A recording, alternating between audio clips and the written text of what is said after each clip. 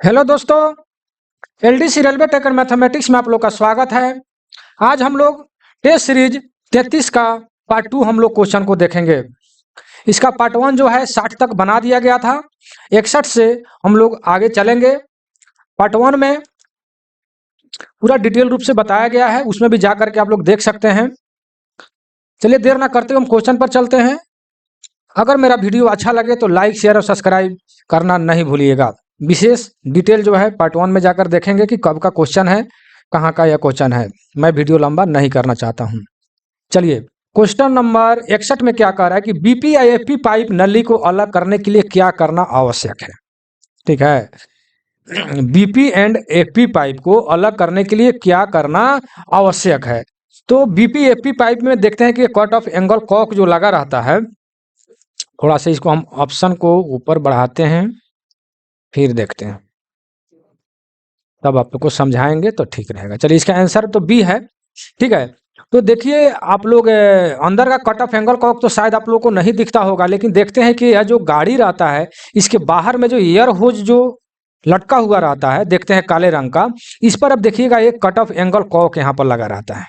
ठीक है, यहाँ पर। ठीक है, तो क्या बोलते हैं इसको, यहाँ पर देखते हैं कि इस टाइप से हंडिल जो है इसमें लगा रहता है बीपी एंड एफपी पाइप में।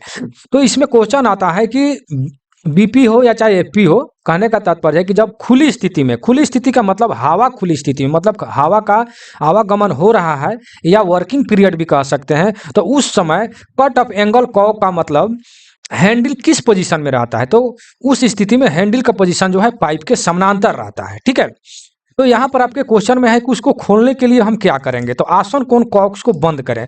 तो इसी हम हैंडल को जो है पहले हम क्लोज कर देंगे, इसको बंद कर देंगे, तब हम यहाँ से जो फिर इधर भी एक गाड़ी रहता है, देखते हैं यहाँ से इसमें भी आकर जुड़ा रहता है दोनों का होज पाइप। तो पहले हम इसको यहाँ पर हैंडल से पहले हम बंद कर देंगे, उसके बाद हम इसको मतलब कि खोलेंगे। उसके पहले नहीं खोलेंगे, पहले हम इसको बंद करेंगे कॉक को, उसके बाद में ही होज पाइप को खोलेंगे। ठीक है, या कहीं से भी खोलना है, कहने का तात्पर्य है कि जो आपको दिखाई देता है उसी के बारे में समझाता हूँ। बाकी अंदर तो अंडर फ्रेम में बहुत सारे कट ऑफ एंगल कॉक होते हैं। ठीक है, तो चलिए जहां तक विश्वास है कि आप समझ गए होंगे, नेक्स्ट क्वेश्चन पर चलते हैं। Question number 62।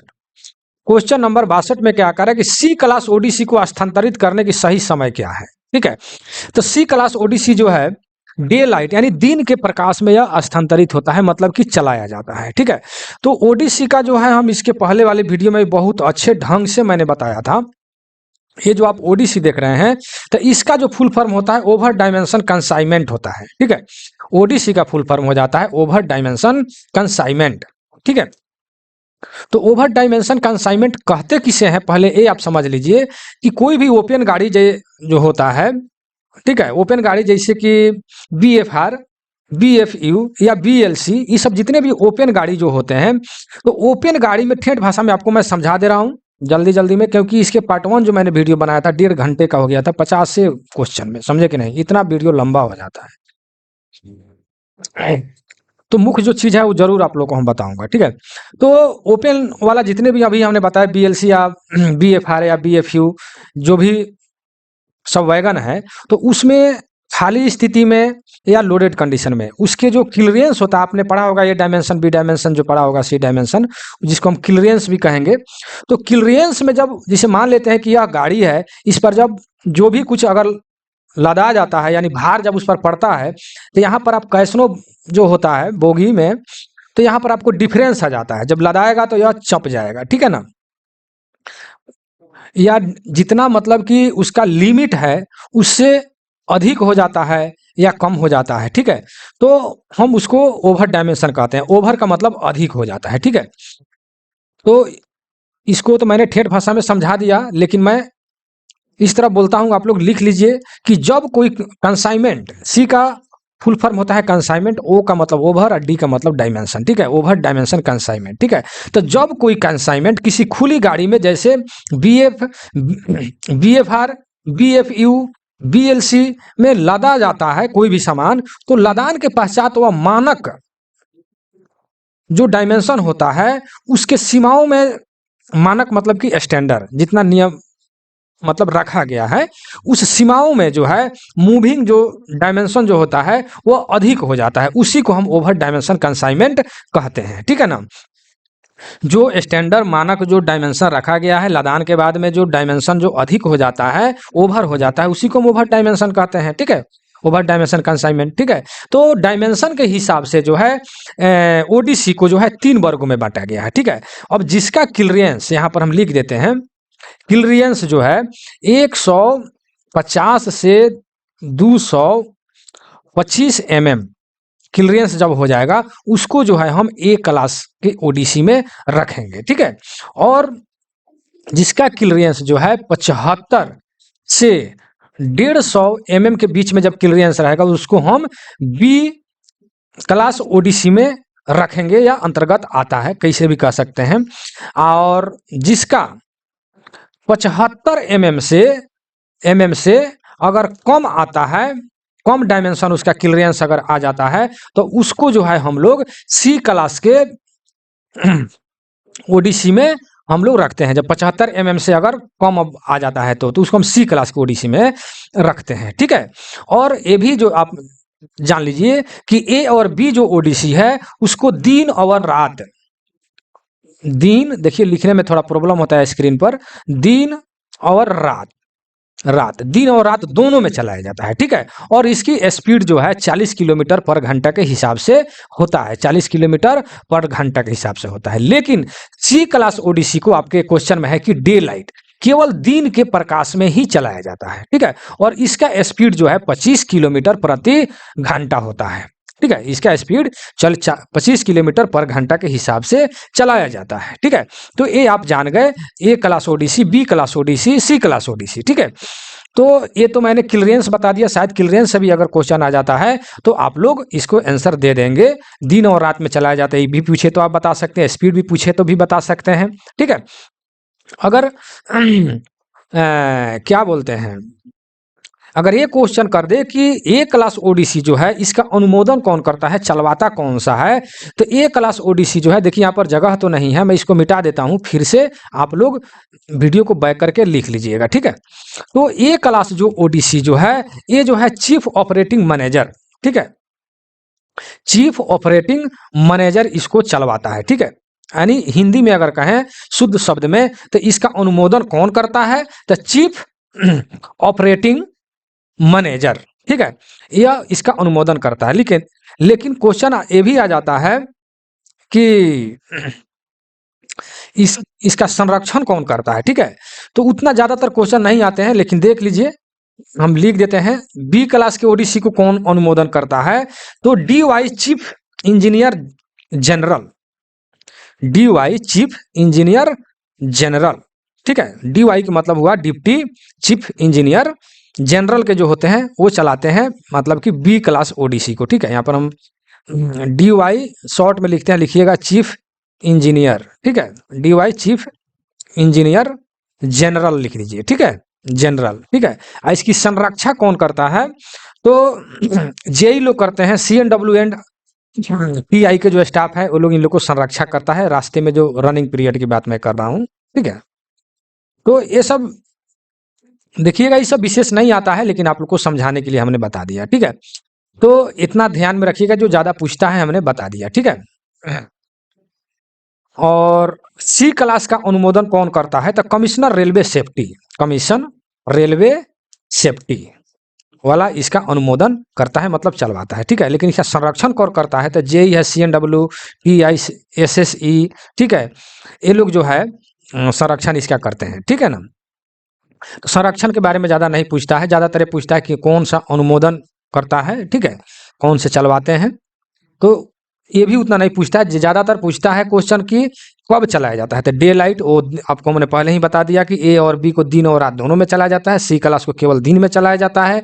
ए और बी का स्पीड 40 किलोमीटर पर घंटा होता है, जबकि सी क्लास का स्पीड जो है 25 किलोमीटर पर घंटा होता है। ठीक है, अब ओडीसी का फुल फॉर्म हमने बताया, जो पूछता है ओवर डायमेंशन कंसाइनमेंट, लदान के बाद जो क्लियरेंस में ओवर होता है, मतलब ज़्यादा उसका ओवर हो जाता है डायमेंशन, तो हम उसको मतलब ओवर डायमेंशन कंसाइनमेंट कहते हैं। ठीक है। चलिए, जहां तक विश्वास है कि आप समझ गए होंगे, डे लाइट तो इसका आंसर हो ही गया। चलिए 63 नंबर में क्या कर रहा है कि एयर ब्रेक स्टॉक में बीपीसी अमान्य हो जाता है, यह रेक किसी भी परीक्षा यार्ड में स्थिर है। कहने का तात्पर्य है कि कोई भी मतलब एयर ब्रेक वाला अगर यार्ड में कितना देर तक रहे तो उसका बीपीसी का फुल फॉर्म हो जाता है ब्रेक पावर सर्टिफिकेट। तो ब्रेक पावर सर्टिफिकेट जो है उसको मतलब अमान्य कर दिया जाएगा।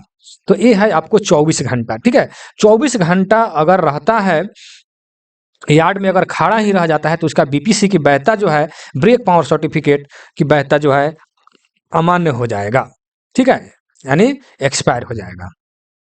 चलिए हम नेक्स्ट क्वेश्चन पर चलते हैं। क्वेश्चन नंबर 64 में क्या कह रहा है कि नोडल पॉइंट में सीसी रेक का ब्रेक पावर प्रतिशत कितना होता है, ठीक है।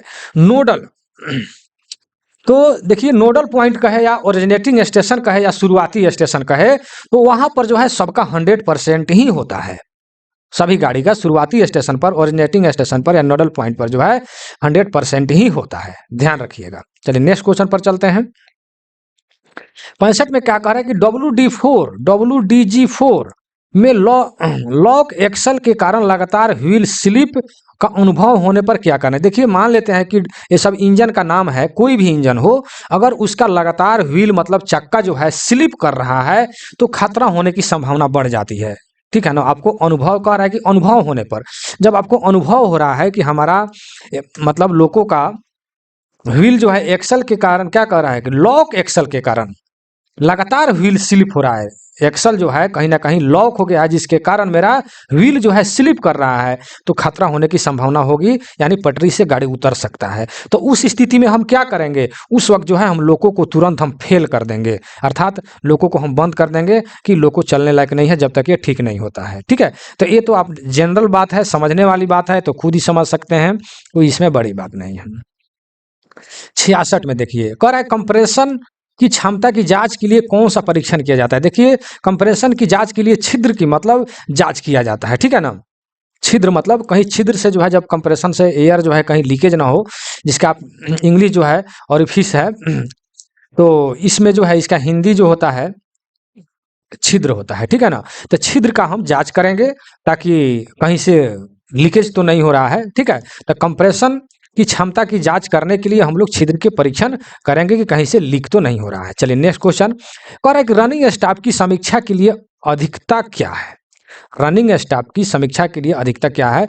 देखिए, कहने का तात्पर्य है कि जो रनिंग स्टाफ होते हैं उनको 6 मंथ पर जो है समीक्षा की जाती है। समीक्षा का मतलब उन लोगों को जांच किया जाता है, ठीक है ना। जितने भी मतलब अधिकांशतः आंख की जांच किया जाता है, बीमारी वगैरह जो भी कुछ है, मतलब उन लोगों को 6 महीना पर उन लोगों को समीक्षा किया जाता है कि कोई आपके शरीर में दिक्कत तो नहीं है, क्योंकि आप लोग रनिंग स्टाफ हैं, कहीं गाड़ी में दिक्कत ना हो जाए या जिसके कारण दुर्घटना ना हो जाए, ठीक है। तो आप लोग को ठेठ भाषा में मैंने समझा दिया, सीधी भाषा में, ठेठ भाषा में, ठीक है। तो उन लोग को 6 महीना पर समीक्षा की जाती है, अर्थात उन लोग की जांच किया जाता है शारीरिक रूप से कि कोई दिक्कत तो नहीं है, ठीक है। चलिए नेक्स्ट क्वेश्चन पर, क्वेश्चन नंबर 68 करा एलएचबी कोच में उपलब्ध कराए गए पर्दे और रेक्सिन की क्या गुण होते हैं।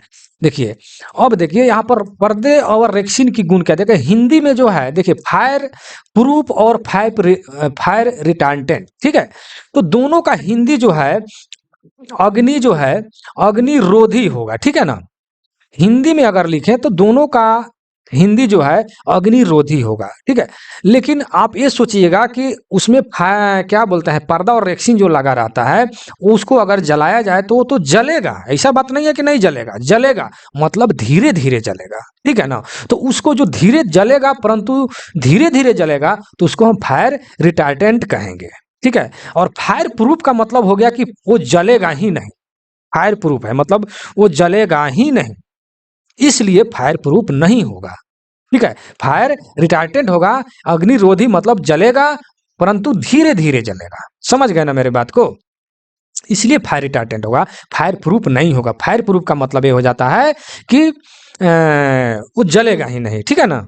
तो ऐसा तो बात नहीं है, जलेगा मतलब धीरे धीरे, जल्दी आग नहीं पकड़ेगा, कहने का मतलब, ठीक है। इसलिए फायर रिटार्डेंट होगा, ठीक है। अग्निरोधी अगर दोनों को अगर हिंदी अनुवाद करते हैं तो अग्निरोधी ही आएगा, ठीक है।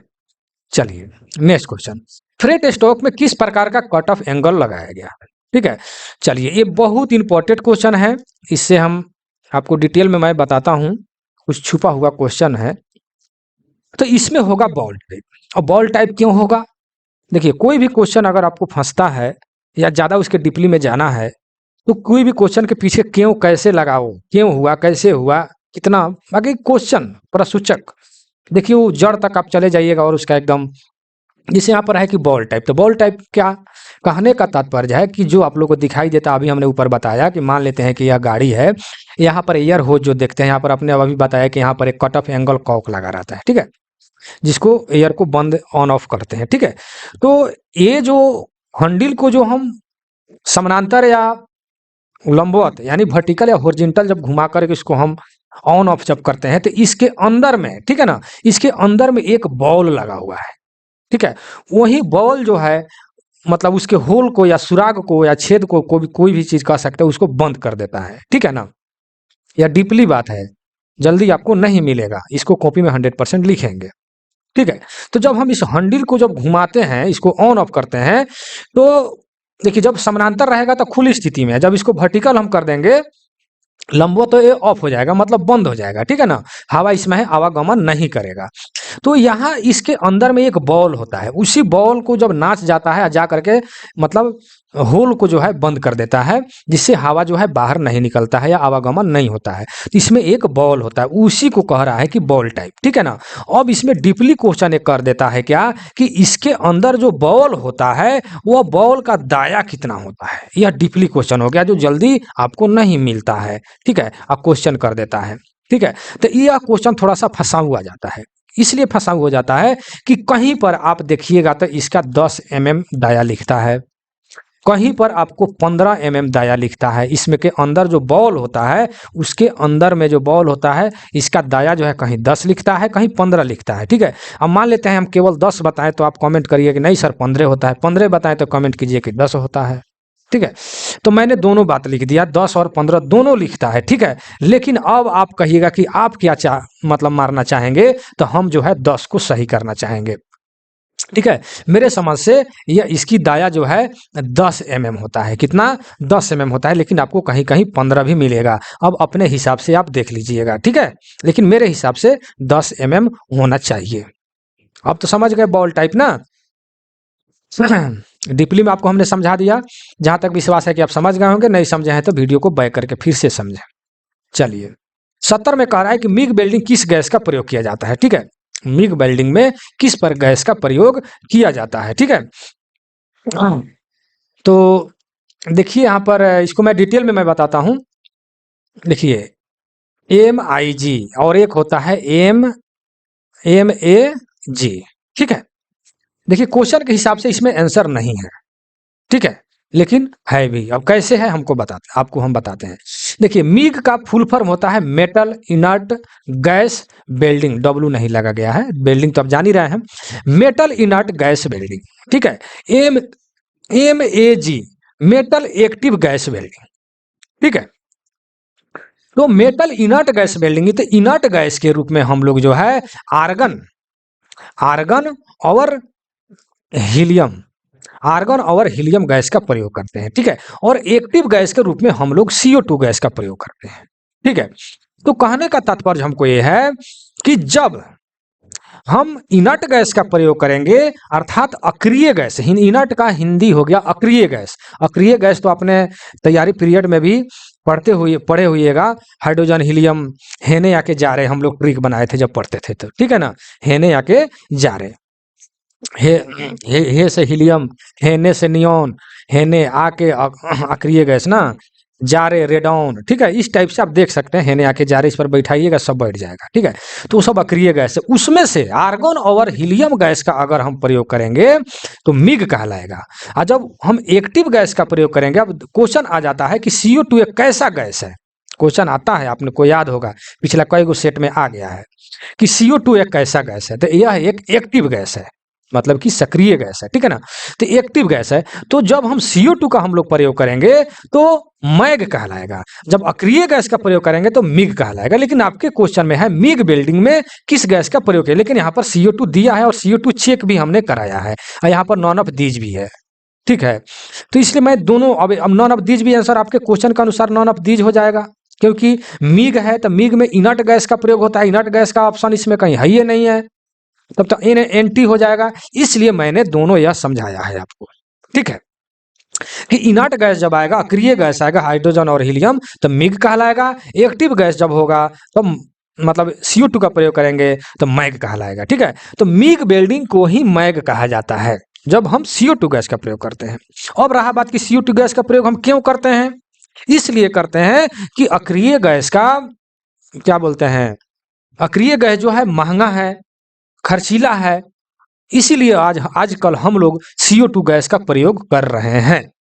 और CO2 गैस से वेल्डिंग करने में कोई दिक्कत भी नहीं है, कोई दोष भी नहीं है, और वेल्डिंग हो भी जाती है और हमारा खर्चा भी बच जाता है, इसलिए CO2 गैस का हम लोग प्रयोग करते हैं, ठीक है। चलिए, जहां तक विश्वास है कि आप बहुत अच्छे से समझ गए होंगे। कह रहा है कि ICF कोच में रोलर बेयरिंग में किस प्रकार ग्रीस का उपयोग किया जाता है, ठीक है। तो इसमें हम लोग जो है लिथियम बेस ग्रीस का हम लोग प्रयोग करते हैं। कितना ग्रीस का कौन सा, लिथियम बेस का प्रयोग करते हैं, ठीक है। तो हमने कल बताया था इसके फर्स्ट पार्ट में ग्रीस के बारे में कि क्या बोलते हैं, यहाँ पर हम लिख देते हैं LHB, ठीक है, LHB। तो LHB में जो है हम लोग CTRB बेयरिंग का हम लोग प्रयोग करते हैं, ठीक है। CTRB ग्रीस नहीं, बेयरिंग का प्रयोग करते हैं, ठीक है। तो CTRB जो बेयरिंग है इसमें जो है 2 कंपनी का आता है, ठीक है ना। एक आता है SKF, दूसरा आता है टीम केन, ठीक है ना, टीम केन। तो SKF जो होता है इसमें 455 ग्राम ग्रीस का प्रयोग किया जाता है, दोनों में लिथियम बेस का ही प्रयोग किया जाता है, ये ध्यान में रखिएगा, ठीक है। मैं कितना ग्रीस का प्रयोग होता है, कितना ग्रीस लगेगा उसका मैं बात बता रहा हूँ। और टिमकेन में जो है 350 ग्राम ग्रीस का प्रयोग किया जाता है, ठीक है ना, LHB के में। और आ जाता है एक, अब मैं लिखता हूँ ICF, ठीक है ना, ICF। तो इसमें जो SKF जो होते हैं उसमें जो है क्या बोलते हैं 2.5 kg यानी 2.5 किलो ग्रीस का प्रयोग किया जाता है, ठीक है, 2.5 kg, ठीक है। और एक होता है NBC या वो कंपनी जो है टिमकेन आता है, टिमकेन, ठीक है, टिमकेन आप लिख लीजिएगा मेरे आवाज को सुनकर, ठीक है। तो NBC कहिए या टिमकेन कहिए, ठीक है। तो इसमें जो है आपको 1.75 kg ग्रीस का प्रयोग किया जाता है, ठीक है। लेकिन कौन सा ग्रीस का प्रयोग किया जाता है, तो लिथियम बेस ग्रीस का प्रयोग किया जाता है।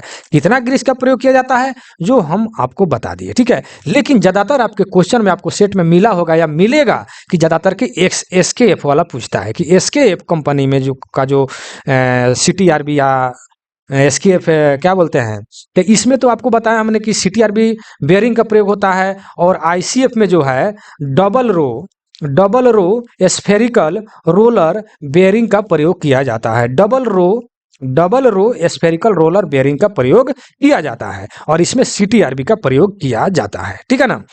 तो ज्यादातर पूछता है कि double row spherical roller bearing में SKF कंपनी में कितना मतलब ग्रीस का प्रयोग किया जाता है, तो 2.5 kg, ज्यादातर यही क्वेश्चन पूछता है, ठीक है ना।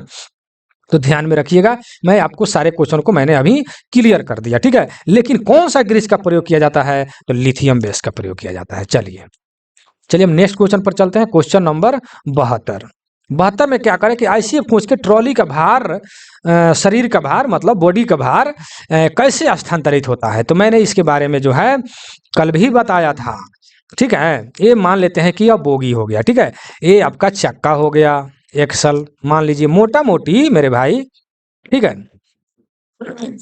चक्का हो जाता है, ठीक है। और क्या बोलते हैं उसी पर एक ठो बोलिस्टर रखा रहता है, ठीक है, बोलिस्टर। तो यहाँ पर देखिएगा बोलिस्टर पर जो है 2 ठो साइड बैरियर होता है, ठीक है, इसमें जो है तेल भरा रहता है, ठीक है। तो ICF कोच को जब ऊपर से रखा जाता है तो इसका बॉडी का भार, शरीर मतलब बॉडी का भार जो है इसी साइड बैरियर पर ही पड़ता है, ठीक है ना, साइड बैरियर पर पड़ता है, ठीक है। और साइड बैरियर के माध्यम से इसका लोड ट्रांसमिट जो है बॉलिस्टर पर होता है, बॉलिस्टर के बाद में फ्रेम पर जाता है, फ्रेम के बाद में चाका पर, इस तरह होकर के लाइन पर चला जाता है, ठीक है ना। तो आपका क्वेश्चन है कि कैसे स्थानांतरित होता है, कैसे ट्रांसमिट किया जाता है, तो साइड बैरियर के माध्यम से किया जाता है, ठीक है। इतना तो आप बात समझ गए। अब उससे डीपली क्वेश्चन मैं आपको बता रहा हूं जो जल्दी नहीं मिलता है, कि इसी साइड बैरियर में तेल भरा रहता है, ठीक है। जो तेल का नाम कौन सा है, इसमें जो तेल भरा जाता है इस तेल का नाम है सर्वोलेन 68। यहां मैं लिख देता हूं सर्वो, देखिए गलती लिखा गया, सर्वोलेन, सर्वोलेन लेन 68, सर्वोलेन 68 तेल जो है इसमें भरा जाता है, ठीक है। और तेल कितना भरा जाता है, तो 2.5 लीटर के लगभग, 2.5 kg लगभग इसमें तेल भरा जाता है, ठीक है। ये हो गया, दो क्वेश्चन हो गया। और एक क्वेश्चन इसमें आता है कि इसमें जो है बियरिंग प्लेट या बियरिंग पीस भी कह सकते हैं, एक इसमें प्लेट रखा रहता है, ठीक है ना, जो थोड़ा सा इस टाइप से होता है, इस टाइप से, ठीक है ना, इस टाइप से इसमें एक प्लेट रखा रहता है, ठीक है। तो क्वेश्चन आता है कि बियरिंग पीस की मोटाई कितना होता है, साइड बैरियर के अंदर में जो बियरिंग पीस जो लगा रहा था उसका मोटाई कितना होता है। तो मोटाई आप जान लीजिए इसका, कि इसका अगर नींव पूछता है, अगर नींव पूछता है तो 10 mm होगा, ठीक है। कंडमिंग अगर पूछता है तो 8 mm होगा। अगर सॉप इशू पूछ देता है कि कितना तक रहेगा तो चलेबल है, सॉप से हम इशू कर सकते हैं, तो 9 mm होगा, ठीक है ना, 9 mm होगा। सब mm लगा है मेरे भाई, मैं एक ही m लिखूं तो आप समझिएगा mm है, हड़बड़ी में गड़बड़ी हो जाता है। तो न्यू अगर पूछता है तो 10 mm, न्यू और कंडमिंग ही ज्यादा पूछता है, लेकिन तीनों हम आपको मैंने बता दिया। न्यू अगर पूछता है तो 10 mm, और कंडमिंग पूछता है तो 8 mm, और सॉप इशू पूछता है तो 9 mm, ठीक है। क्या यह बियरिंग प्लेट जो इसके अंदर में रखा रहता है, तेल में डूबा रहता है। अब यह क्वेश्चन उठता है कि इसमें बियरिंग प्लेट क्यों रखा रहता है, बियरिंग प्लेट या बियरिंग पीस भी इसका नाम है, ठीक है ना। तो इसलिए कि जब साइड बैरियर पर जब इस पर लोड जब पड़ता है आईसीए कोच का, बॉडी का भार, तो मान लेते हैं कोच इधर उधर हिलेगा डुलेगा ना, तो वहां पर घिसेगा, घर्षण होगा, तो यह जो बॉलिस्टर है वो बॉलिस्टर घिस जाएगा।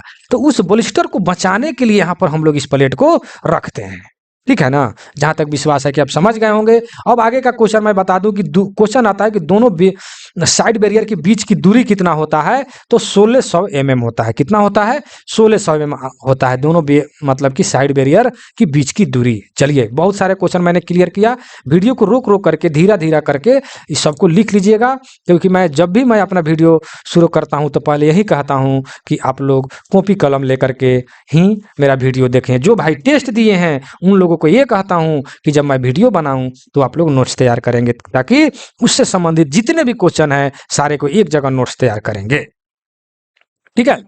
चलिए नेक्स्ट क्वेश्चन पर 73 में, कोचिंग स्टॉक में इंडो जर्मन संशोधन के बाद ब्रेक गियर घटकों के लिए किस प्रकार के झाड़ियों, ठीक है, का उपयोग किया गया। मतलब बुशेज जो लिखा है, बुश का हिंदी झाड़ियों लिख दिया है। किस प्रकार के बुश का प्रयोग किया जाता है, बहुत इंपॉर्टेंट क्वेश्चन है, यह बार बार पूछा जाता है, यह जल्दी नहीं मिलता है, इसलिए ज्यादा इंपॉर्टेंट हो जाता है। पूछता है लेकिन मिलता नहीं है, ठीक है। तो यह कहाँ मिलेगा, जो भाई पीडीएफ लिए हैं उनको मैं बता दूं, जो लिखा वर्कशॉप फाइनल पीडीएफ, जो उस पीडीएफ पर मैंने लिखा है डब्लू फाइनल, फाइनल पीडीएफ हमने लिखा है डब्लू फाइनल पीडीएफ, उस पीडीएफ में आप ढूंढिएगा तो यह मिल जाएगा आपको, ठीक है। नाइलॉन 66 या क्वेश्चन आपको मिलेगा, उसमें आरडीएसओ का जो जितना भी है सब पंपलेट नंबर या क्वालिटी मैनेजमेंट वाला सारा क्वेश्चन उसमें आपको मिल जाएगा, ठीक है। आईएसओ 9001 ये सब क्या होता है उसके बारे में मिल जाएगा आपको, ठीक है। चलिए नेक्स्ट क्वेश्चन पर चलते हैं। क्वेश्चन नंबर 44, सामग्री की कठोरता का परीक्षण करने के निम्नलिखित में से किस मशीन का हम लोग प्रयोग करते हैं, ठीक है। सामग्री की कठोरता का परीक्षण करने के लिए हम आगे थोड़ा बढ़ा लेते हैं।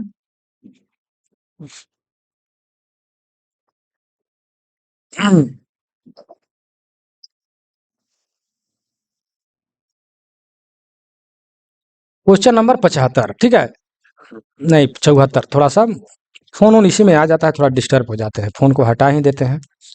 चलिए, कह रहा है कि सामग्री की कठोरता के परीक्षण करने के लिए निम्नलिखित में से किस मशीन का उपयोग किया जाता है, ठीक है, किस मशीन का, ठीक है। तो देखिए वहां पर बहुत सारे, देखिए हम सबसे मैं तो यहाँ पर पहले आंसर मैं लिख दूं, इसका ब्रिनेल होगा। ठीक है, यह यूएसटी जो दिया है, तो यूएसटी जो है इसका फुल फॉर्म होता है अल्ट्रासोनिक टेस्ट। ठीक है, तो यूएसटी से हम क्या करते हैं, मतलब एक्सल के बीच में जो क्रैक होता है उसको हम लोग चेक करते हैं यूएसटी के द्वारा। ठीक है, और लेथ क्या है, लेथ एक मशीन है, और जाइग्लो एक होता है जाइग्लो टेस्ट। ठीक है, तो जाइग्लो टेस्ट जो है, जाइग्लो टेस्ट से हम लोग सरफेस जो है, सरफेस का हम लोग टेस्ट करते हैं। कौन सा टेस्ट करते हैं, सरफेस का हम लोग टेस्ट करते हैं कि उसमें भी कोई क्रैक व्रेक ना हो जाए। ठीक है,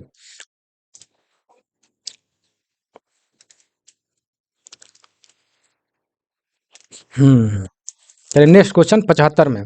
75 में क्या करें कि सीएलडब्ल्यू प्रोत्साहन योजना में कितना कितना जोड़ा जाएगा थकान भत्ता। ठीक है, तो सीएलडब्ल्यू प्रोत्साहन योजना के अंतर्गत जो है 12.5% थकान भत्ता जोड़ा जाता है। ये भी बहुत इंपॉर्टेंट क्वेश्चन है। ठीक है, यह भी क्वेश्चन जो है बहुत इंपॉर्टेंट क्वेश्चन है, इसे भी लिख लीजिएगा। ठीक है, बहुत इंपॉर्टेंट है, थकान भत्ता 12.5%। ठीक है, 33 नहीं होगा, इसके लिए दूसरा क्वेश्चन है 33.33। ठीक है, इसके बारे में मैं फिर बताऊंगा आगे। नेक्स्ट क्वेश्चन, थकान भत्ता 12.5% याद रखिएगा। प्रत्यक्ष कर्मचारी को प्रतिशत में अधिकतम कितना बोनस दिया जाएगा। प्रत्यक्ष, जो कर्मचारी प्रत्यक्ष रूप से जो काम करते हैं डायरेक्टली रूप से, उनको जो है 100% बोनस दिया जाता है, अर्थात उनको जो है इंसेंटिव भी जो है 100% दिया जाता है। लेकिन जो इनडायरेक्ट में होते हैं, जैसे क्रेन चालक, मिल राइट के जो कर्मचारी जो होते हैं, उनको इनडायरेक्ट में उनको सहायक कर्मचारी के रूप में गिना जाता है। ठीक है, तो उनको जो है क्या बोलते हैं 80% दिया जाता है। किनको, इनडायरेक्ट वाले को। ठीक है, लेकिन डायरेक्ट वाले जो काम करते हैं प्रत्यक्ष रूप से, उनको जो है, मतलब यहाँ डायरेक्ट लिखा है ना, तो डायरेक्ट वाले को 100% मिलता है, ये तो आप लोग भी जानते हैं। ठीक है, इसमें कोई बड़ी बात नहीं है। पर 77 नंबर में क्या कह रहा है कि पीएससी आइटम खरीद में आमतौर पर किस प्रकार की निविदा का प्रयोग किया जाता है। ठीक है, पीएससी वाले को। ठीक है, तो इसमें जो है सिंगल टेंडर होता है, जो पीएससी जो होता है उसमें जो है सिंगल टेंडर का हम लोग प्रयोग करते हैं। ठीक है, ध्यान में रखिएगा, इंपॉर्टेंट क्वेश्चन है, ये सारे के सारे इंपॉर्टेंट क्वेश्चन है। नेक्स्ट क्वेश्चन पर चलते हैं। हमेशा वीडियो इतना लंबे हो जाते हैं। चलिए, कह रहा है कि फिएट बोगी में कितने शॉक एब्जॉर्बर लगे हुए हैं। देखिए यहाँ बोगी का जिक्र है, ध्यान दीजिएगा, यहाँ पर बोगी का जिक्र है। तो हम एक बोगी अगर बना दें तो कितने शॉक एब्जॉर्बर का प्रयोग होता है ना, शॉकर का, या डैम्पर भी उसे हम कह सकते हैं। तो आप गिनती कर सकते हैं कि चारों कोनों पर जो बोगी जो होता है, उसके चारों कोनों पर जो होता है वह वर्टिकल प्राइमरी वर्टिकल डैम्पर कहते हैं। और यहाँ पर जो दोनों लगा रहता है उसको हम सेकेंडरी वर्टिकल डैम्पर कहते हैं। ठीक है, और यहाँ पर जो बोलिस्टर रखा रहता है, यहाँ पर एक ठो डैम्पर होता है, इसको हम लोग बोलते हैं लेटर डैम्पर कहते हैं। क्या बोलते हैं, लेटर डैम्पर बोलते हैं। और यहाँ से लेकर के यहाँ जो कार बॉडी में जो जोड़ता है, यहाँ से यहाँ तक ऊपर बाकी बॉडी में जाकर के जोड़ देता है, उसको हम लोग बोलते हैं या डैम्पर। क्या बोलते हैं, या डैम्पर बोलते हैं। ठीक है, तो डैम्पर हमारा कितना हो गया, चारों कोण पर 4 हो गया, और 2 गो वर्टिकल हो गया, मतलब 4 2 6 हो गया, और एक तो लेटर डैम्पर हो गया 7 हो गया, और या डैम्पर 2 गो हो गया, 7 2 9 हो गया। ठीक है, तो एक बोगी में अगर आपके क्वेश्चन में आया है जैसे कि एक बोगी में कितने शॉक एब्जॉर्बर होते हैं, तो 9 हो गया, जैसे आपको हम अभी गिनती करा दिए। ठीक है, अगर कोच में अगर पूछता है तो एक और बोगी लग जाएगा, तो उसमें हम 2 से गुना कर देंगे तो टोटल 18 शॉक एब्जॉर्बर हो जाएंगे। ठीक है, तो आपने समझ गए कि कितने शॉक एब्जॉर्बर होते हैं। ठीक है, अब समझ लीजिए जो ज्यादातर शॉक एब्जॉर्बर से जो क्वेश्चन पूछे जाते हैं, एक मैं यहाँ पर जो है मोटा मोटी मतलब बता देते हैं, या मान लेते हैं एक शॉकर का या डैम्पर का फोटो है। ठीक है, और कौन सा है, तो या डैम्पर। ठीक है, तो इसके बारे में मैं ये बता दूं, ज्यादातर क्वेश्चन या डैम्पर से ही पूछा जाता है, इसलिए मैं इसको बारे में बता देना चाहता हूं। ठीक है, तो या डैम्पर का अगर स्टैंडर्ड लेंथ पूछता है तो 1083 आप मारिएगा। या डैम्पर का पूछता है कि स्टैंडर्ड लेंथ कितना होता है, तो 1083। ठीक है, संकुचन के बाद यानी जब सिकुड़ जाए तब कितना होगा, तो 703 mm मारिएगा। ठीक है, और जब यह पूछता है कि कितना यह फैलता है, बाहर कितना निकलता है, तो यह आप मारिएगा 380 mm, ठीक है, 380 mm, ठीक है। इसी को दोनों को जोड़िएगा तो स्टैंडर्ड लेंथ आपका 1083 mm आ जाएगा, ठीक है। तो यह क्वेश्चन ज़्यादातर पूछा जाता है, इसलिए मैं इसको बता दिया, इसको कॉपी में नोट कर लेंगे। ये क्वेश्चन जो है BM है, अर्थात बोर्ड मॉडल है। चलिए हम नेक्स्ट क्वेश्चन पर चलते हैं।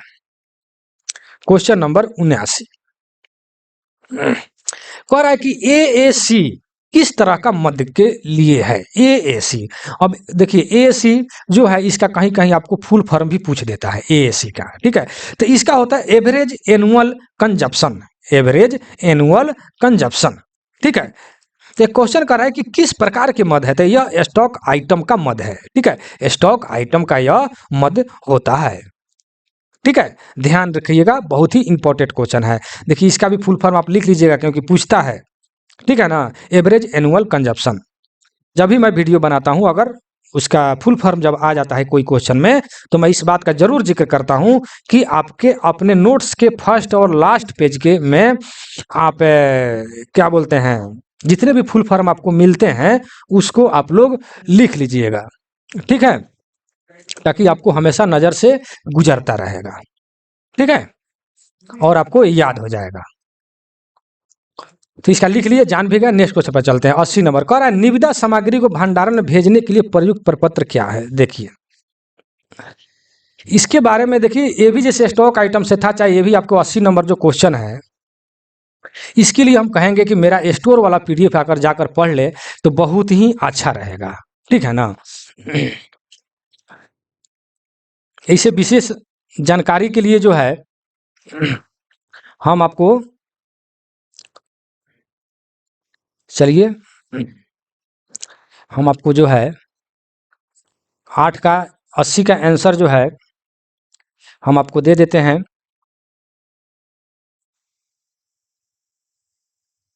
चलिए मैं अपना जो मेरा स्टोर का जो PDF है उसको जो है आपके सामने हमने रख दिया, आप देख सकते हैं।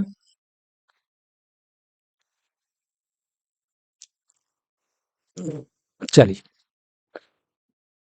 देखिए जो आपके क्वेश्चन 80 नंबर में जो था कि स्टोर के ऐसे आइटम जो उपयोग करने के बाद मेन डिपो को वापस भेजने पड़ते हैं वह किस फर्म के उपयोग में किया जाता है, ठीक है। तो यह DS8 जो है इसके अंतर्गत में किया जाता है और इसको 6 कॉपी में तैयार करते हैं या वापस भेजते हैं, ठीक है ना, 6 कॉपी में, ठीक है। और एक आता है DS2, ठीक है। तो DS2 कौन सा है, तो इसका क्वेश्चन आता है कि किस प्रोफार्मा के द्वारा डिपो के माध्यम से नॉन स्टॉक आइटम को मंगाया जाता है, तब वहां पर हम DS2 का प्रयोग हम लोग करेंगे, ठीक है ना। तो इस बात को हमेशा आप लोग ध्यान में रखिएगा। विशेष हम यह PDF आप लोग के सामने इसलिए रखा है कि जो भाई PDF लिए हैं वो स्टोर वाला PDF जा करके पढ़ेंगे, ठीक है, उसमें पूरा डिटेल स्टोर वाला पूरा मिल जाएगा, ठीक है ना। इसलिए जैसे कि ये क्वेश्चन यहाँ पर था आपके 80 नंबर क्वेश्चन का आंसर, और DS2 और DS8 आपके सामने मैंने रखा है PDF निकाल करके, इसलिए कि आप याद दिला दे कि यह PDF जा करके आप लोग पढ़ेंगे, मिल जाएगा, ठीक है। और देखिए एक और यहाँ पर है कि अनावश्यक सामग्री को नामित स्टोर डिपो को वापस करने के लिए किस फर्म का प्रयोग किया जाता है, तो S1539। देखिए सब तीनों क्वेश्चन में जो है अंतर है, यह उपयोग करने के बाद है, ठीक है, ये नॉन स्टॉक आइटम है, यह है नामित स्टोर को, ठीक है। तो आप समझिएगा पूरा, मैं इसके बारे में डिटेल नहीं बताऊं क्योंकि इसका वीडियो भी मैंने बना दिया है, वीडियो भी जाकर आप देख सकते हैं, ठीक है। तो आप जाकर के उसको देखिएगा, ठीक है। किसको देखना है, यानी स्टोर वाला PDF को, ठीक है। अब आपके क्वेश्चन फिर से सामने आ गया, क्योंकि 80 नंबर क्वेश्चन का आंसर जो है NT था, इसलिए मैंने आपको निकाल कर दिखाया है उसको, ठीक है। तो आपका 80 का आंसर NT हो जाएगा। इसका आंसर क्या होगा, DS8, ठीक है ना। DS8 फर्म के द्वारा इसको हम, मतलब कि क्या है क्वेश्चन, निंदा, ठीक है, कंडम सामग्री को भंडार में भेजने के लिए किस प्रपत्र का उपयोग करते हैं, तो DS8 का प्रयोग करते हैं तथा इसको 6 कॉपी में तैयार करके हम वापस भेजते हैं, ठीक है। और DS2 को 2 कॉपी में हम भरकर वापस भेजते हैं, ठीक है। Next question question number 81, budget का अंतिम संशोधन किस महीने में होता है? ठीक है, ये भी बहुत इंपॉर्टेंट क्वेश्चन है, ठीक है ना। फरवरी महीने में होता है। किस महीना में? फरवरी महीना में होता है, याद रखिएगा। नेक्स्ट क्वेश्चन कह रहा है कि CNW के रख रखाव के लिए किए गए खर्च के किस मांग संख्या के खिलाफ दर्ज किया जाता है? ठीक है, तो यह है 6 यानी 06। ध्यान रखिएगा, बहुत इंपॉर्टेंट क्वेश्चन है, मांग संख्या वाला भी क्वेश्चन जो है पूछ देता है, ठीक है ना। 06, ठीक है। तो इसको थोड़ा हम ऊपर बढ़ा लेते हैं, फिर हम आपको बताते हैं। जो ज़्यादातर इंपॉर्टेंट होगा मैं जरूर बताऊंगा आपको, जो ज़्यादातर पूछा जाता है। तो आपने देख लिया CNW के रख रखाव के लिए कौन सी मांग संख्या का प्रयोग करते हैं? 6 का। और ज़्यादा एक और 7 वाला भी ज़्यादा पूछता है, ठीक है ना। तो मशीनरी एवं प्लांट अर्थात M&P, M&P, ठीक है। M&P वाला भी अगर क्वेश्चन पूछता है कि मशीनरी एंड प्लांट के बारे में कौन सी मांग संख्या का हम लोग प्रयोग करते हैं, संख्या अगर पूछ दे तो 7 है। M&P के बारे में अगर मांग संख्या पूछता है तो 07 है, ठीक है ना। ध्यान में रखिएगा, ज्यादातर 2 ही क्वेश्चन पूछता है। तो आपके CNW वाला आ गया 06 और M&P वाला, बाकी यहाँ पर CNW के जगह पर M&P अगर हम लिख दे, रख रखाव यहाँ से हटा देते हैं। M&P के लिए खर्च किए गए किस मांग संख्या के खिलाफ दर्ज किया जाता है? M&P अगर मशीनरी एंड प्लांट तो 07 मारिएगा, ठीक है। CNW अगर आता है तो आपके यहाँ क्वेश्चन तो आपके सामने है, ये है, ठीक है। तो ज्यादातर इंपॉर्टेंट क्वेश्चन 2 है, इसलिए मैं 2 बताया, ठीक है। इसे बहुत 04, 05 बहुत सारा मांग संख्या यानी 16 तक है, ठीक है। तो ज्यादातर जो क्वेश्चन पूछा जाता है उसी के बारे में आप जानिए ना। जानने के लिए तो बहुत है, जिंदगी कट जाएगा लेकिन क्वेश्चन खत्म नहीं होगा। वीडियो जो है 50 घंटा का हो जाएगा लेकिन खत्म नहीं होगा। तो वहीं मैं पढ़ाता हूँ, वहीं PDF दूंगा जो आपको पूछा जाता है, ठीक है। तो 2 का जान गए, CND में जो दिया हुआ है, ठीक है। अब हम चलते हैं नेक्स्ट क्वेश्चन पर, ठीक है। नेक्स्ट क्वेश्चन, थोड़ा पेंसिल ले लें। करेक्ट, राजस्व बजट को कितने मुख्य वर्गों में बांटा गया है? तो यह जो है 16 वर्गों में इसको बांटा गया है, ठीक है। याद रखिएगा, ये सब रटने वाला क्वेश्चन है, रट लीजिएगा एकदम, ठीक है ना। चलिए नेक्स्ट क्वेश्चन पर चलते हैं। क्वेश्चन नंबर 84 में क्या कर रहा है कि सेवा अनुबंध मूल्य कितना प्रतिशत सुरक्षा जमा के रूप में किया जाता है? तो ये जो है 5% है, ठीक है। कितना है? 5% है, याद रखिएगा। ये सब रट लीजिएगा एकदम, जैसे भी हो रट लीजिएगा। नेक्स्ट क्वेश्चन, किस निविदा मूल्य के बाद सेवा अनुबंध के मूल्य परिवर्तन खंड लागू होता है? ठीक है, तो ये है आपको 5 करोड़। कितना है? 5 करोड़, ठीक है। चलिए याद रखिए, इस सबको रट लीजिएगा आप। नेक्स्ट क्वेश्चन पर चलते हैं। क्वेश्चन नंबर 86, जो विशेष समझाने वाला होगा मैं समझा दूंगा, आपको टेंशन नहीं लेना है। रटने वाला है मैं बोल देता हूं कि रट लीजिएगा। देखिए 42 पीएच का फुल फॉर्म जो है प्लान हेड, ठीक है। क्या होता है? Plan head. अब क्वेश्चन है कि प्लान हेड 42 जो है बजट का हिस्सा है, मतलब कि किस बजट का हिस्सा है, ठीक है। तो मैं पूंजीगत आय जो है कैपिटल बजट इसका आंसर है, लेकिन मैं आपको इसके बारे में डिटेल रूप से मैं बता दूं कि प्लान हेड जो है प्लान हेड 42 जो है यानी पीएच 42, यह जो है कहीं कहीं यहाँ पर पूंजीगत आय जो है इसके जगह पर लिख देता है वर्क्स, ठीक है। वर्क्स माने वर्क से भी संबंधित है। प्लान हेड 42 यानी पीएच 42 किससे संबंधित है? तो वर्क से भी संबंधित है। आगे मैं क्वेश्चन मिलेगा हम बताएंगे, आप टेंशन नहीं लीजिए। तब तक आप इतना लिखिए कि पीएच 42 जो है पूंजीगत आय मतलब कैपिटल बजट जो है पूंजीगत आय व्यय लेखा से संबंधित है। आप कोष्ठ में भी लिख दीजिए कि WORKS, ठीक है, वर्क से भी संबंधित है, ठीक है। अब हम नेक्स्ट क्वेश्चन पर चलते हैं। आगे मिलेगा पीएच वाला क्वेश्चन, हम आपको बताएंगे डिटेल, ठीक है। अब कह रहा है चल स्टॉक माने रोलिंग स्टॉक कार्यक्रम किस योजना शीर्ष के अंतर्गत आता है? चल स्टॉक, ठीक है। तो यह जो है पीएच 21 यानी प्लान हेड 21 के अंतर्गत आता है, ठीक है। तो चल स्टॉक रोलिंग स्टॉक होता है, ठीक है। पीएच 16 जो दिया है ट्रॉफिक फैसिलिटी यार्ड से संबंधित है या अंतर्गत आता है। अगर पीएच 16 अगर क्वेश्चन पूछ दे किससे आता है, तो पीएच जो है ट्रैफिक फैसिलिटी या यार्ड्स के अंतर्गत आता है या संबंधित है। क्वेश्चन में आएगा किससे संबंधित है या किसके अंतर्गत आता है, इसी टाइप से। जैसे आपके क्वेश्चन में है कि किसके अंतर्गत है, ठीक है, कभी क्वेश्चन कर देगा किससे संबंधित है, ठीक है। तो पीएच 16 जो है आपको ट्रैफिक फैसिलिटी या यार्ड से संबंधित है, ठीक है। अब आता है 21 तो ये गया। पीएच 41, पीएच 41 सबसे ज्यादा पूछा जाता है, इसको मैं बीएम लिख देता हूँ, बोर्ड मॉडल, ठीक है। तो पीएच 41 जो है एम एंड पी, मैं यहाँ लिख देता हूँ, यहाँ पर देखिए, यहाँ पर M and P machinery and plant, M and P machinery and plant से संबंधित है या अंतर्गत आता है, ठीक है। सबसे ज्यादा 41 को पूछा जाता है। 41 किससे संबंधित है, तो एम एंड पी से संबंधित है या एम एंड पी के अंतर्गत आता है, ठीक है। यानी मशीनरी एंड प्लांट के बारे में जो भी जानकारी लिया जाता है पीएच 41 के अंतर्गत लिया जाता है, ठीक है ना। और पीएच 42 जो है, अभी हमने आपको बताया वर्ष जो मैंने लिखा था ऊपर, तो वर्ष का मतलब यह हो जाता है वर्कशॉप, WORKSHOP, ठीक है, वर्कशॉप, ठीक है। अगर क्वेश्चन आ जाए कि पीएच नहीं वर्कशॉप से कौन सा मतलब पीएच संबंधित है, तो पीएच जो है प्लान हेड 42 जो है वर्कशॉप से संबंधित है या वर्क से संबंधित है या अंतर्गत आता है, ठीक है, समझ गए ना।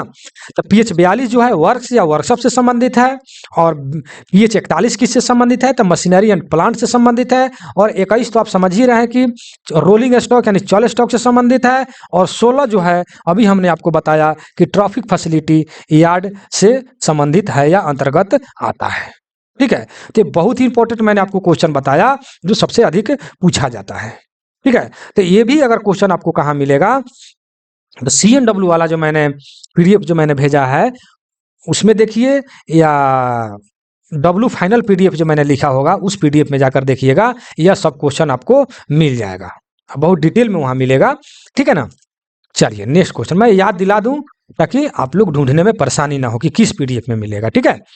निम्नलिखित में से कौन सा मूल्य ह्रास नहीं, देखिए ये भी समझने वाला क्वेश्चन है। क्वेश्चन में है कि मूल्य ह्रास, मूल्य ह्रास का मतलब ये होता है कि मूल्य में उचार, मतलब कि कैसे ठेठ भाषा में बोलूं, मतलब कि बढ़ोतरी घटोतरी नहीं, बढ़ता है घटता है, ठीक है भाई। इसमें आप चारों जो ऑप्शन देख रहे हैं यहाँ पर लिखा है संयंत्र और मशीनरी, मतलब प्लांट एंड मशीनरी यानी मशीनरी एंड प्लांट, और क्या है वाहन, ठीक है, फर्नीचर और भूमि। आप चारों ऑप्शन जो देख रहे हैं इसमें कौन सा ऐसा ऑप्शन है जिसका मूल्य ह्रास नहीं होता, बाकी मूल्य कभी घटता नहीं है अर्थात बढ़ता है, तो वह है भूमि, लैंड, ठीक है ना। इसका मूल्य कभी कम नहीं होता है, मूल्य आज कुछ और रहेगा कल कुछ और होगा, अर्थात हमेशा यह बढ़ते जाता है। लेकिन मशीनरी का या फर्नीचर का मूल्य जो है घटते बढ़ते रहेगा, लेकिन भूमि जो है, जमीन जो है, उसका मूल्य कभी ह्रास नहीं होता है, उसका मूल्य हमेशा बढ़ते ही रहता है। इसलिए आपका आंसर भूमि हो जाएगा, मूल्य ह्रास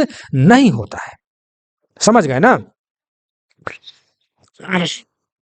अगर यहाँ तक वीडियो में बने हैं तो एक बार वीडियो को रोक करके लाइक शेयर कर दें, अगर वीडियो अच्छा लगा हो तो साथ साथ कमेंट भी कर दें, ठीक है। यही आप लोगों से उम्मीद करता हूँ, इसलिए कि आप लोग कमेंट करते हैं तो अच्छा, अगर कमेंट आता है तो मेरा जोश और बढ़ता है, अच्छा से अच्छा वीडियो लाने का प्रयास करता हूँ और पूरे डिटेल में बताने का प्रयास करता हूँ, ठीक है ना। जब आप लोग का कमेंट अच्छा आता है कि हाँ अच्छा से आपको, हाँ अच्छा से सर समझाए हैं या बताए हैं, तो ठीक है। चलिए अब क्या करें कि मूल्य ह्रास के लिए धन प्रदान करता है, ठीक है, धन प्रदान करता है। तो क्या करता है, क्वेश्चन नंबर 89, तो क्या लिखा है, रिप्लेसमेंट यानी प्रतिस्थापन। देखिए इसको रट लीजिएगा, कुछ कुछ ऐसा क्वेश्चन आता है जो रटना पड़ता है, ठीक है ना, इसको रट लीजिएगा। नेक्स्ट क्वेश्चन, गैर स्टॉक आइटम किस प्राथमिक इकाई के विरुद्ध बुक किया जाता है, ठीक है ना, 90 नंबर में। तो ये भी आप ध्यान दीजिएगा, इसको मैं डिटेल में मैं आपको बता दूं। देखिए जो क्वेश्चन मैं बार बार बोलूंगा कि जो क्वेश्चन बार बार पूछा जाता है मैं उसको डिटेल में बताऊंगा, आप टेंशन लेने की जरूरत नहीं है। चलिए तो कह रहा है गैर स्टॉक अर्थात नॉन स्टॉक आइटम किस प्राथमिक इकाई के विरुद्ध मतलब किस में मतलब बुक किया जाता है, ठीक है। तो यह जो है नॉन कौन सा है, नॉन स्टॉक, ठीक है। तो यह जो है PU 28 होगा, ठीक है। और स्टॉक अगर पूछता है तो यहाँ पर लिख दीजिए स्टॉक। स्टॉक आइटम अगर नॉन स्टॉक का जगह पर यहाँ पर गैर काट करके स्टॉक आइटम किस प्राथमिक इकाई के विरुद्ध बुक किया जाता है तो 27, ठीक है। अगर स्टॉक आइटम पूछे तो 27 और नॉन स्टॉक अगर पूछता है तो 28, समझ गए ना। और एक आ जाता है 32, ठीक है। तो 32 जो है किसमें मतलब बुक करते हैं, किसके विरुद्ध, तो ये है पेमेंट्स, पेमेंट के बारे में बताए, जो आपका पेमेंट जो होता है सैलरी पेमेंट के बारे में बताता है PU 32, ठीक है। तो ध्यान रखिएगा PU 27 जो है आपको स्टॉक आइटम से संबंधित है या बुक किया जाता है, ध्यान रखिएगा संबंधित है, ठीक है। और PU 28 जो है नॉन स्टॉक, और PU 32 जो है आपको मतलब कि पेमेंट के बारे में बताए गए हैं या पेमेंट से संबंधित है, जो भी आप लिख लीजिए जैसे आपको समझ में आता है। चलिए नेक्स्ट क्वेश्चन, न्यू व्हील लेथ समानता किस प्लांट से, देखिए क्वेश्चन से अभी हमने बताया मशीनरी एंड प्लांट, ठीक है। PH 41 जो हमने बताया मशीनरी एंड प्लांट, M&P, ठीक है, मशीनरी एंड प्लांट से संबंधित है। तो आपके क्वेश्चन में क्या है, न्यू लेथ क्या है, लेथ एक मशीन है, तो मशीन किस में आएगा, PH 41 के अंतर्गत आएगा। मशीनरी एंड प्लांट यानी मशीनरी के अंतर्गत कौन सा आएगा, तो PH 41, ठीक है। समझ रहे हैं ना जो हम कहना चाह रहे हैं। नए हुई लेथ समानता किस योजना के शीर्ष के अंतर्गत आता है, तो PH 41 अर्थात प्लान हेड 41, क्योंकि मैंने समझाया है कि M&P जो है किससे संबंधित है, तो PH 41, मशीनरी एंड प्लांट किससे संबंधित है, प्लान हेड 41, ठीक है। चलिए तो आपका जो है 41 हो जाएगा, जो आपके D नंबर में यहां पर देख रहे हैं। चलिए 92 नंबर क्वेश्चन, 92 में मशीनरी और संयंत्र मरम्मत किस सार के तहत बुक किया जाता है, ठीक है ना, किसके अंतर्गत जो है बुक किया जाता है, ठीक है। तो यह जो है सार E के अंतर्गत जो है इसको बुक किया जाता है, ठीक है। इसका C नंबर आंसर हो जाएगा। चलिए 93 में क्या लिखा है, एक क्षेत्रीय रेलवे या भारतीय रेलवे के वित्तीय व्यवस्था को किन सूचांकों के द्वारा मापा जाता है, ठीक है। तो ये हो गया D, ठीक है। ऑपरेटिंग रेशियो यानी परिचालन अनुपात के द्वारा मापा जाता है, ठीक है। बहुत ही इंपॉर्टेंट क्वेश्चन है, इसको आप लोग लिख लीजिएगा। चलिए नेक्स्ट क्वेश्चन, हाँ कह रहा है क्षेत्रीय रेलवे में बजट प्रक्रिया किस महीने, देखिए ये भी बहुत इंपॉर्टेंट क्वेश्चन है, बार बार ये पूछा जाता है। क्षेत्रीय रेलवे में बजट प्रक्रिया जो है किस महीना में जो है शुरू किया जाता है, किस महीना में शुरू किया जाता है, यह क्वेश्चन आपसे किया है, ठीक है। तो यह जो है नवंबर महीना में शुरू किया जाता है, ठीक है ना, बहुत इंपॉर्टेंट क्वेश्चन है। नेक्स्ट क्वेश्चन जो है संविदात्मक भुगतान किस प्राथमिक इकाई के विरुद्ध किया जाता है, ठीक है, संविदात्मक, ठीक है। तो हमने अभी ऊपर बताया PU 32 जो है आपको पेमेंट से जो संबंधित है, पेमेंट के बारे में जो बताया गया है, तो वही क्वेश्चन यहां भी आ गया, ठीक है। संविदात्मक भुगतान जो है देखिए यहाँ पर भुगतान यानी पेमेंट से संबंधित है, उसी क्वेश्चन को दूसरे मतलब भाषा में आपको क्वेश्चन कर दिया कि संविदात्मक भुगतान किस प्राथमिक इकाई में है, तो PU 32 जो मैंने ऊपर क्वेश्चन जो है क्वेश्चन नंबर 90 में जो हमने बताया था, ठीक है, कि नॉन स्टॉक जो है PU 28 से संबंधित है, स्टॉक आइटम 27 से PU 27 से संबंधित है, और PU 32 जो है पेमेंट से संबंधित है, उसी पेमेंट को संविदात्मक भुगतान लिख दिया, ठीक है। तो आप समझ सकते हैं, आप खुद समझदार हैं। नेक्स्ट क्वेश्चन पर चलते हैं, जितना जरूरी है मैं जरूर बताऊंगा, घबराइएगा नहीं। चलिए 96 नंबर में क्या कह रहा है कि एक रेलवे कार्यशाला में एक सप्ताह में अधिकतम कितने घंटे की अनुमति है, देखिए HOER वाला जो मेरा PDF है उसमें आप जा करके इसको पढ़ सकते हैं, ठीक है, HOER वाला, ठीक है। उसमें हम टोटल जैसे यहाँ पर देख रहे हैं ऑप्शन में ए में 48, 52, 54, 75 बहुत सारा है। किस स्थिति में जो है हम कौन सा एथी करेंगे इसके बारे में भी आपको जो है हम बता देते हैं।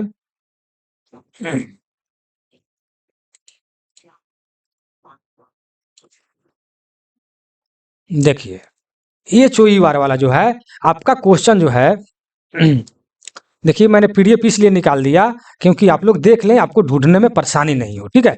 तो देखिए आपको डिटेल रूप से जो है थोड़ा सा इसको हम नीचे कर लेते हैं, बहुत है। देखिए HOER वाला जो मैंने वीडियो जो बनाया है उसमें आप जा करके देखिएगा, ठीक है। HOER को कितने वर्गों में बांटा गया है, 4 वर्गों में 45 आवर कहाँ काम करेंगे, ये सब डिटेल रूप से आपको हम उसमें जाकर डिटेल पढ़ लीजिएगा, नहीं तो वीडियो जाकर देख लीजिएगा। देखिए गहन गहन श्रेणी कर्मचारियों को 1 सप्ताह में रोजगार के घंटों की वैधानिक सीमा क्या है, तो 45 घंटा। देखिए यहाँ पर क्या है, गहन मतलब कड़ी मेहनत के साथ, ठीक है ना, क्रम मतलब अगर काम करते हैं तो सप्ताह में 45 घंटा, अगर गहन मतलब कड़ी मेहनत के साथ करते हैं तब। अब यहाँ देखिए क्वेश्चन में फर्क है, सतत माने लगातार, सतत लगातार श्रेणी कर्मचारियों की 1 सप्ताह में रोजगार के घंटों की वैधानिक सीमा क्या है, तो 54 घंटा। अगर लगातार कर रहे हैं तो 54 घंटा से ज्यादा आपको काम नहीं कराया जाएगा। गहन अगर कर रहे हैं तो 45। देखिए सभी क्वेश्चन में अंतर है, ठीक है। अब देखिए यहाँ पर EI है, EI श्रेणी के कर्मचारियों को रोजगार घंटों की वैधानिक सीमा क्या है, जो EI श्रेणी के जो रहेंगे उनको 75 घंटा इन वीक, मतलब एक वीक में 75 घंटा कराया जाएगा। और जो आपके क्वेश्चन में जो अभी सामने आया है उसमें है कि सतत श्रेणी के कर्मचारियों को ड्यूटी के मानक घंटे कितना है, तो 48 घंटे, ठीक है ना, 48 घंटे। उसमें क्वेश्चन है कि रेलवे कारखाने में 1 सप्ताह में काम करने के लिए अधिकतम घंटों कितना हो सकता है, तो कारखाना में तो 8-8 घंटा ड्यूटी होता है, तो 8-6 48 घंटा हो गया लगातार, यानी सतत जो है लगातार आप ड्यूटी जा रहे हैं। तो ये जो सतत श्रेणी जो है कि वो मतलब कि ये भी देखिए यहाँ भी सतत है, यहाँ भी सतत है, तो सतत के मतलब ये तो हो गया कि लगातार डेली ड्यूटी जा रहे हैं। इसमें जो है कि काम जो घंटा जो काम कर रहा है उससे कहीं ज़्यादा, मतलब 8 घंटा की ड्यूटी है, 9 घंटा, 9-6 54, लगातार 9-9 घंटा कर देते हैं, तो उसमें जो है 54 घंटा हो जाएगा, ठीक है। जहाँ तक विश्वास है कि आप समझ गए होंगे। मैं इस PDF को इसलिए मैंने निकाला है क्योंकि आपको याद दिला दूं कि कहने का मतलब कि जा करके आप उसमें ढूंढ लें जल्दी से।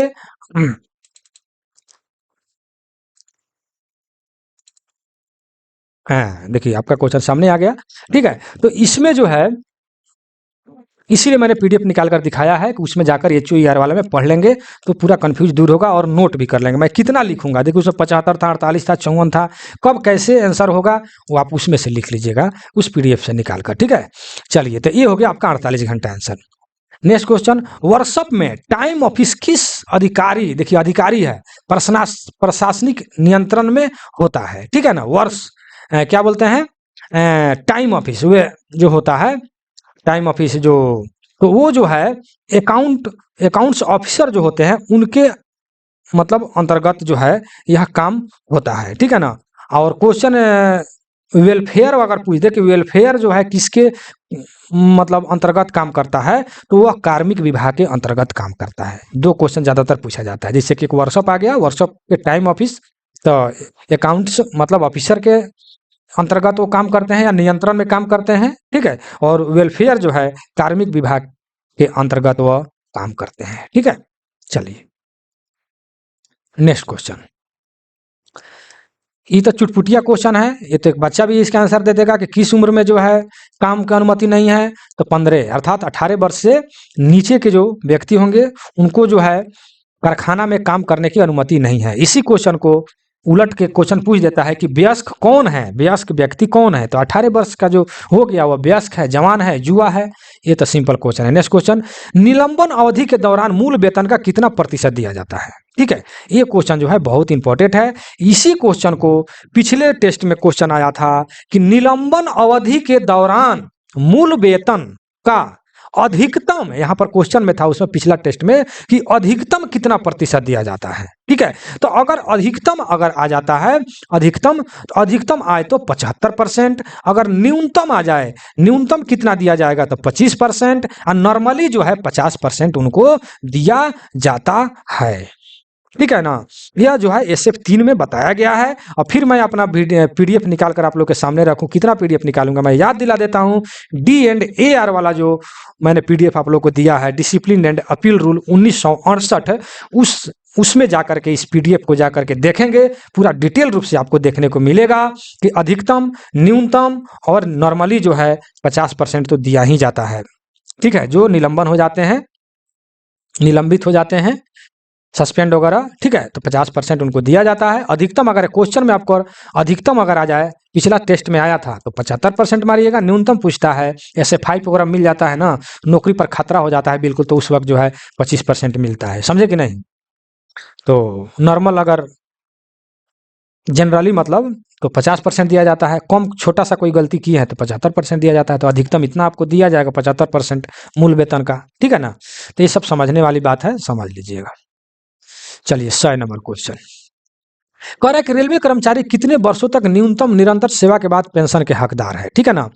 तो वो जो है 10 वर्ष तक लगातार अगर वह ड्यूटी कर लिया है तो वह क्या है, कहने का तात्पर्य है कि वह पेंशन का हकदार है। लगातार 10 साल अगर ड्यूटी किए हैं तो आप पेंशन के हकदार हैं, ठीक है। अब देखिए, एक महिला रेलवे कर्मचारी कितने दिनों के मातृत्व अवकाश का लाभ उठा सकता है, कितने दिनों का। देखिए आपके क्वेश्चन में कंडीशन जो है, एक महिला रेल कर्मचारी कितने दिनों का मातृत्व अवकाश का लाभ उठा सकता है, तो 180 दिन। लेकिन आप कहें कि नहीं सर 730 दिन दिया हुआ है, हम भी कहें कि हाँ भाई 730 दिन है, ठीक है। लेकिन उस सब जो है 730 जो है 2 बच्चों के लिए है, ठीक है। तो इसके बारे में मैं डिटेल रूप से आपको समझा देता हूं। थोड़ा सा इसको ऊपर बढ़ाते हैं, फिर आपको हम बताते हैं। चलिए, जो आपको यह 180 दिन जो दिया हुआ है, आप क्वेश्चन में आता है कि एक महिला रेल कर्मचारी एक बार में कितना दिन तक लगातार छुट्टी में रह सकता है, तो 180 दिन अर्थात 6 महीना, ठीक है ना। तो 180 दिन जो है, 180 दिन वो छुट्टी लगातार रह सकता है, ठीक है ना, उसको दिया जा सकता है, ठीक है। लेकिन अब जानिए कि उसको 2 बच्चों के लिए 730 दिन छुट्टी दिया जाता है। कितना दिया जाता है, 730 दिन दिया जाता है 2 बच्चों के लिए, ठीक है। अब एक भी आ जाता है कि वर्ष में हम कितना बार छुट्टी ले सकते हैं, चाइल्ड केयर लीव जो है, ठीक है, शिशु को मतलब देखभाल के लिए। तो साल में आप जो है मात्र 3 बार ही छुट्टी ले सकते हैं। कितना बार, 3 बार, यानी वर्ष में जो है 3 बार ही छुट्टी ले सकते हैं, ठीक है ना। और एक बार में कम से कम आपको 5 दिन का छुट्टी लेना पड़ेगा। कम से कम 5 दिन का छुट्टी लेना पड़ेगा। 5 दिन से कम छुट्टी आपको नहीं मिलता है, ठीक है। ये आपका कंडीशन हो गया, ठीक है। और इसमें और कंडीशन आता है कि अगर 730 दिन जो आपको छुट्टी मिलता है, तो 365 दिन, प्रथम आपको 365 दिन आपको पहिल का स्टेप वाला जो आपका छुट्टी जो आप लीजिएगा, उसमें आपको 100% पेमेंट किया जाएगा। सब कंडीशन लिख लीजिएगा मेरे भाई मेरे दोस्त, बहुत इंपॉर्टेंट क्वेश्चन बता रहा हूँ। वीडियो को रोक रोक करके क्योंकि देखिए ये क्वेश्चन आपको PDF में मिलेगा, हमें नहीं कर रहे हैं कि नहीं मिलेगा। लीव एंड पास PTO वाला में देखिएगा मिलेगा, मैंने जो PDF भेजा है। लेकिन आपको बहुत ढूंढना पड़ेगा, कई जगह से खोज खोज करके लिखना पड़ेगा। लेकिन मैं आपको यहाँ एक जगह बता देता हूँ, ताकि एक जगह लिख लीजिएगा ना, तो आपको पढ़ने में सुविधा होगा, ठीक है। तो हमको 730 दिन जो आपको छुट्टी मिलता है, उसमें 365 दिन जो छुट्टी मिलता है, उसका पेमेंट जो है 100% आपको पेमेंट किया जाता है। लेकिन 365 दिन जब छुट्टी आप खर्च कर लिए, आपने यूज कर लिया, तो उसके बाद जो बचा 365 दिन जो छुट्टी जो बचता है, उसका अगर आप छुट्टी लेते हैं तो उसका 80% ही आपको पेमेंट किया जाता है। कितना, 80% पेमेंट किया जाता है। ध्यान रखिएगा, बहुत इंपॉर्टेंट क्वेश्चन आपको हमने बताया, कई क्वेश्चन आपका यहाँ पर क्लियर होता है। आपके क्वेश्चन में है कि महिला रेल कर्मचारी कितने दिन की मातृत्व अवकाश ले सकता है, तो वह 180 दिन का एक बार में वह ले सकता है, अधिकतम एक बार में, ठीक है। उनको कुल टोटल कितना मिलता है 2 बच्चों के लिए, तो 730 दिन मिलता है। और वर्ष में कितना बार वो लेते हैं, तो 3 बार ही वो छुट्टी ले सकते हैं। लेकिन कम से कम उनको 5 दिन का छुट्टी लेना पड़ेगा एक बार में, उससे कम का छुट्टी नहीं मिलता है।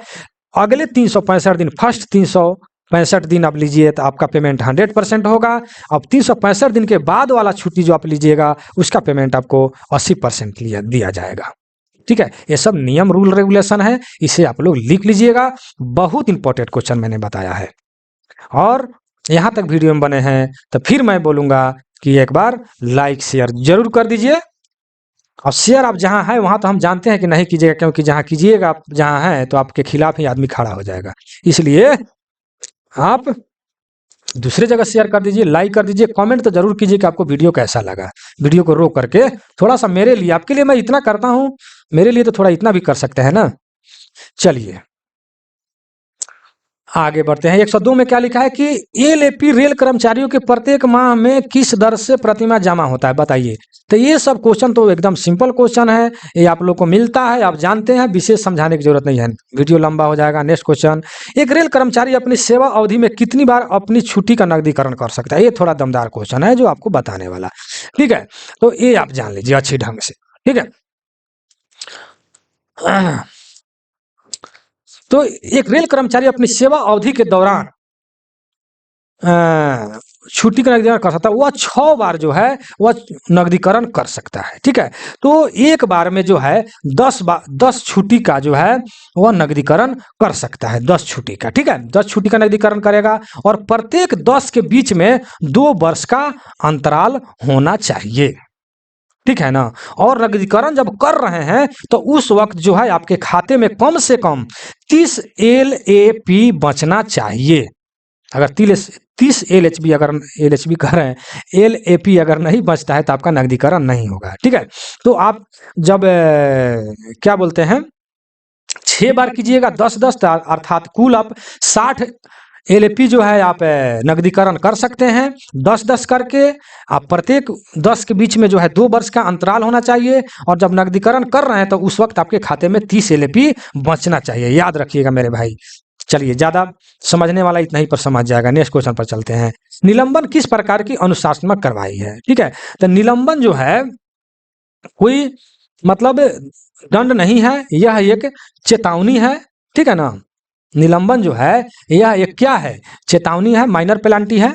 ठीक है, माइनर पेनल्टी है। चलिए नेक्स्ट क्वेश्चन पर चलते हैं। DNAR वाला में पढ़िएगा मेरे भाई, जो मैं PDF दिया हूँ। चलिए, क्वेश्चन है कि एक महिला कर्मचारी को अधिकतम कितने दिनों के लिए चाइल्ड केयर, जो हमने बताया अभी 730 दिन उसको मिलेगा। वीडियो को अभी बैक करके देखिए, पूरा डिटेल में अभी मैंने बताया है जस्ट पीछे क्वेश्चन में। चलिए, उम्मीद का फुल फॉर्म पूछ रहा है, उम्मीद कार्ड जो बनता है तो unique medical identity card. Unique medical identity card कहाँ लिखा है, B नंबर में लिखा है। ठीक है, यूनिक मेडिकल आइडेंटिटी कार्ड। ठीक है, ये फुल फॉर्म है, ये तो सभी लोग जानते हैं, जब उम्मीद कार्ड बना रहे थे उसी वक्त से आप लोग जानते आ रहे हैं। नेक्स्ट क्वेश्चन, एक रेल कर्मचारी कितने बच्चों के अधिकतम के लिए प्रशिक्षण शुल्क प्राप्त करता है। तो अभी हमने बताया कि 2 बच्चों के लिए जो भी मतलब सुविधा मिलता है, चाहे वो ट्यूशन फीस हो या छुट्टी हो, चाहे जो भी हो, 2 बच्चों के लिए मिलता है। ठीक है ना, ये कोई बड़ी बात नहीं है, सभी लोग जानते हैं। नेक्स्ट क्वेश्चन, LAP की अधिकतम संख्या क्या है जिसके लिए सेवानिवृत्त के समय नकदीकरण किया जाता है। ठीक है, तो सेवानिवृत्त की बात कर रहे हैं, माने जब रिटायरमेंट होते हैं उस वक्त जो है अधिकतम कितना LAP का नकदीकरण करते हैं। तो आप जान ही रहे हैं कि 300 जो है LAP का हम लोग नकदीकरण उस वक्त होता है। अगर 300 से ज्यादा भी है तो भी आपका 300 का ही नकदीकरण किया जाएगा, यानी 300 छुट्टी का ही आपको पैसा मिलेगा। ठीक है, ये सभी लोग जानते हैं। देखिए, मैं बार बार बोलूंगा कि जो आप विशेष जानते हैं तो फिर वीडियो लंबा करने की क्या जरूरत है मेरे भाई। क्या जो डिटेल होगा मैं जरूर बताऊंगा आपको। कहने का मतलब जो ज्यादातर थोड़ा सा घुमाव फिरान होगा। निम्नलिखित में से कौन सा अनुकंपा नियुक्ति के लिए पात्र नहीं है। तो सॉन इल्ला जो है, दामाद जी थोड़े उसका मतलब कि अनुकंपा पर लेंगे। डाउटर, वाइफ, सॉन ये सब ले सकता है, लेकिन जो जमाई राजा जो है दामाद जी, वो तो अनुकंपा पर नहीं न ले सकते हैं, इसलिए इसका आंसर हो जाएगा सन इन लॉ। सिंपल सा क्वेश्चन है, जान ही रहे हैं। 10 में क्या कह रहा है, संशोधित MSP के तहत उपयुक्त का आधार क्या है। ठीक है ना, 10 में क्या कह रहा है, तो इसका आंसर में क्या है, सेवा रिकॉर्ड और गोपनीय रिपोर्ट कार्य रिपोर्ट। ठीक है, इसका आंसर जो है D हो जाएगा। एमएससीपी वाला, ठीक है। एमएससीपी का आंसर वाला जो है, संशोधित एमएससीपी के तहत उपयुक्तता के आधार क्या है? तो सेवा, रिकॉर्ड, गोपनीय रिपोर्ट, कार्य। कहने का तात्पर्य है कि जब एमएससीपी जो लगता है ना, 10-10 साल जो लगातार एक ही पद पर जब 10 साल बने रहते हैं, ठीक है, एक ही पद पर आपका जब 10 साल हो जाता है ना, एसएससी लोग को जो मिलता है, तो उन लोग को एमएससीपी जो है मिलता है, उन लोग के बेसिक में जो है क्या बोलते हैं, इंक्रीमेंट वगैरह लगा दिया जाता है, बढ़ जाता है, ठीक है। तो उस वक्त जो है सेवा के रिकॉर्ड देखा जाता है, ठीक है, गोपनीय रिपोर्ट देखा जाता है, कार्य रिपोर्ट देखा जाता है। समझ गए कि नहीं? एमएससीपी जो है, ठेठ भाषा में समझ लीजिए कि एक ही पद पर लगातार 10 साल रह जाने के बाद प्रमोशन नहीं होता है, तो उस वक्त एमएससीपी का कंडीशन लगता है। तो उस वक्त सेवा में रिकॉर्ड देखा जाता है, किस प्रकार आपने सेवा की है। गोपनीय जो गुप्त में जो रिपोर्ट है उसको देखा जाता है। कार्य रिपोर्ट, किस प्रकार के आपने काम करवाया है, सब देखा जाता है। तब जाकर के आपके क्या बोलते हैं, एमएससीपी जो में मतलब कि आपके इंक्रीमेंट में जो है, इंक्रीमेंट में बढ़ोतरी किया जाता है। चलिए, आपका अति समाप्त होता है, ठीक है। तो ये मेरा व्हाट्सअप नंबर है, इस पर आप लोग कांटेक्ट करके पीडीएफ प्राप्त कर सकते हैं या टेस्ट सीरीज में भाग ले सकते हैं। और यहाँ तक अगर वीडियो में बने हैं तो इसके लिए बहुत बहुत धन्यवाद, ठीक है। मुझसे जुड़िए और अच्छे से अच्छे तैयारी कीजिए, पीडीएफ प्राप्त कीजिए, टेस्ट सीरीज में भाग लीजिए और अच्छे से अच्छे तैयारी कीजिए और अच्छा से अच्छा मार्क्स ला करके रिजल्ट दीजिए, ताकि मुझे भी बहुत इससे खुशी मिलेगा, ठीक है। चलिए, मैं वीडियो कहीं समाप्त करता हूं। यह वीडियो कैसा लगा कमेंट सेक्शन में जरूर दीजिएगा मेरे भाई, मेरे दोस्त। मैं वीडियो को यहीं समाप्त करता हूं। जय हिंद, जय भारत।